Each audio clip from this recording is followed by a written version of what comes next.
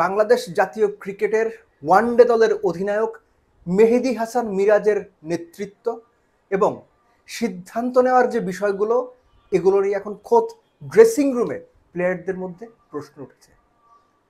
মিরাজের নেতৃত্বকে প্লেয়াররা প্রশ্ন করছেন, অনেকে মেনে নিতে পারছেন না, অনেকে সমালোচনা করছেন। একই সঙ্গে মিরাজ সিদ্ধান্ত নিচ্ছেন দলের না, নিজের কথা চিন্তা করে, স্পেসিফিক্যালি নাম্বার 5 পজিশনে ব্যাট করতে গিয়ে।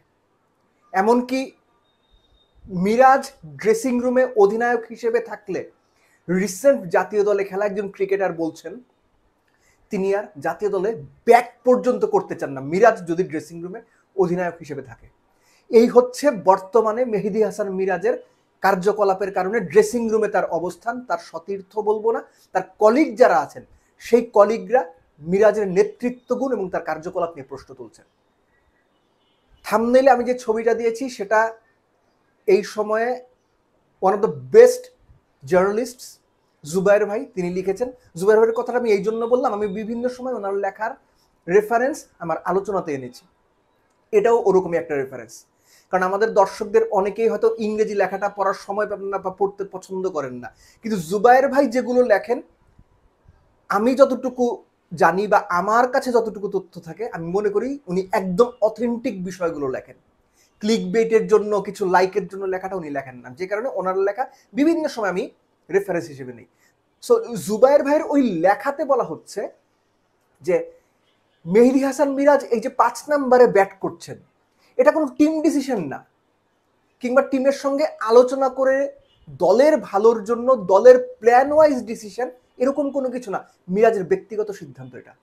ইটস মোর লাইক, অনেকেই বলেন তামাশা করে বলেন, কিন্তু রিয়েলিটি বা দ্য ক্রুয়েল রিয়েলিটি হচ্ছে ভাই ব্যাট আমার, আমি ক্যাপ্টেন, স্ট্যাম্প আমার, বল আমার, আমি ওপেন ব্যাট করবো, আমি ওপেন বল করবো। মিরাজ ওইরকম ক্যাপ্টেন, 5 নম্বরে ব্যাট করবো। এখানে দলের স্বার্থ, দলের চিন্তা একদমই গৌণ। প্লেয়াররা মিরাজের নেতৃত্ব গুণ নিয়ে কিংবা নেতৃত্বের দক্ষতা নিয়ে এখন প্রশ্ন তুলছেন। অনেকেই মনে করছেন মিরাজ ড্রেসিং রুমে প্লেয়ারদের ওপর যে আস্থার জায়গা তৈরি করা, অধিনায়ক হিসেবে ভরসার জায়গা তৈরি করা, যেটা শান্ত পেরেছিলেন, লিটন পেরেছেন, মিরাজ সেটা পারছেন না।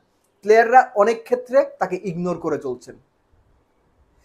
লাস্ট ম্যাচে একটা অডিও, স্ট্যাম্প ক্যামের অডিও বেশ মানুষ শুনেছেন আপনারা, এবং সেটা নিয়ে মানুষের মন্তব্য অনেকটা এরকম যে মিরাজের যে দলের ওপর নিয়ন্ত্রণ নেই সেটা স্পষ্ট, and absolutely it is.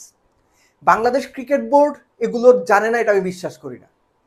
Bangladesh cricket board, specially cricket operation, যে কথা আমি বারবার বলেছি, শান্তকে সরিয়ে দিয়ে যে ব্লান্ডারটা তারা করেছে এখন সেটার ফল পাওয়া যাচ্ছে। দল খারাপ করছে সেটা একটা দিক, কিন্তু ক্যাপ্টেন যদি প্রপার না হয়, ক্যাপ্টেন যদি সাহসী দলের প্রতি, দলের ক্রিকেটারদের কাছে আস্থা, নিজের ওপর ভরসা তৈরি করতে না পারে, ওই ক্যাপ্টেন রেখে কোনো লাভ নাই। আমি বলছি না মিরাজকে এখনই সরিয়ে দিতে হবে, সেটা আরেকটা ব্লান্ডার হবে, কিন্তু এক ব্লান্ডার দিয়ে আরেক ব্লান্ডার শুদ্ধ করা যায় না। সো মিরাজের বিষয়টা হচ্ছে প্লেয়ারদের কাছে আস্থা হারিয়ে ফেলছেন আস্তে আস্তে, তার যে নেতৃত্ব গুণ সেটা প্রশ্নবিদ্ধ হচ্ছে। কিছু ক্ষেত্রে দলীয় স্বার্থ কিংবা টিম ফার্স্ট, দলের যে চাওয়া সেটা বাদ দিয়ে তার ব্যক্তিগত চাওয়া পারফর্ম করার চেষ্টা করছেন। এর সঙ্গে ছোট করে যোগ করি, যেটা আগে আমি ভিডিওতে বলেছিলাম, এটা জুবায়ের ভাইয়ের লেখাতে আমি বলছি, মিরাজ খুব ইনসিকিউর ফিল করেন, সবসময় একটা ভয়ে থাকেন, যে কারণে সাইফকে ওই দিন তিনি 4 ওভারে 6 রান দিয়ে 3 উইকেট পাওয়ার পরেও আর বোলিং আনেননি, যদি আমার চেয়ে ভালো বল করে ফেলে। এই ইনসিকিউরিটি কেন জানেন? শুনতে তো লাগবে, কিন্তু রিয়ালিটি হচ্ছে সাদা বলের ক্রিকেটে দলের যার জায়গায় পাকা না, দলে যার জায়গায় প্রশ্নবিদ্ধ, সেই মিরাজ হয়ে গেছেন ক্যাপ্টেন।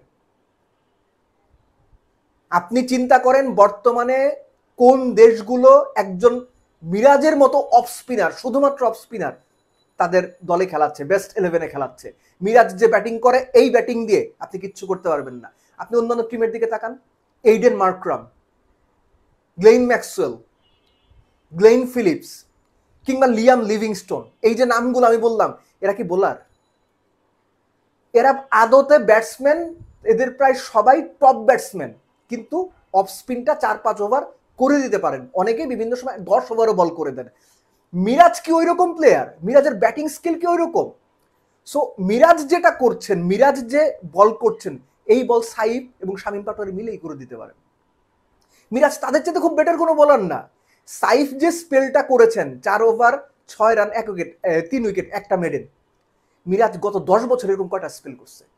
সো মিরাজের জায়গা দলে প্রশ্নবিদ্ধ, টি-20-র মতো যে জাকের আলীর জায়গায় প্রশ্নবিদ্ধ, তিনি অধিনায়ক হয়ে বসে আছেন। মিরাজও ওয়ানডেতে তার জায়গা আসলে থাকে কিনা, পার্টিকুলার কিছু উইকেট, পার্টিকুলার কিছু অপোনেন্ট যেখানে লেফট হ্যান্ডারদের সংখ্যা বেশি, সেখানে হয়তো মিরাজের মতো প্লেয়ার আপনি অ্যাকোমোডেট করতে পারেন। কিন্তু বাংলাদেশ ক্রিকেটের দুর্ভাগ্য এবং বাংলাদেশ ক্রিকেট অপারেশনসের থিঙ্ক ট্যাঙ্কদের উর্বর মস্তিষ্কের পরিকল্পনা মিরাজকে ক্যাপ্টেন বানিয়ে দিয়েছে। এখন আপনাকে ফল ভুগতে হবে, ভুগতে থাকেন। কিন্তু রিয়ালিটি হচ্ছে ড্রেসিং রুম মিরাজের প্রতি বিরক্ত হচ্ছে, ড্রেসিং রুম মিরাজের ওপর আস্থা রাখতে গিয়ে 2 বার ভাবছে। মিরাজের কলিগরা মিরাজকে ক্যাপ্টেন হিসেবে যে জায়গাতে দেখতে চান, যে ধরনের নেতৃত্ব তার কাছ থেকে আশা করেন, মিরাজ তার কোনো কিছু বা কাছাকাছি কিছু ডেলিভার করতে পারছেন না কিংবা ব্যর্থ হচ্ছেন। এই পরিস্থিতি ক্রিকেট বোর্ড কিভাবে কন্ট্রোল করবে আমি জানি না, কিংবা এই সিচুয়েশন কিভাবে হ্যান্ডেল করবে সেটার সম্পর্কে আমার কোনো ধারণা নাই। শুধু এতটুকু বলবো, যে ভুলটা আপনারা করেছেন সেই ভুলের মাসুল আপনাদের দিতে হবে না, দিচ্ছে বাংলাদেশ ক্রিকেট, মন ভাঙছে দর্শকদের।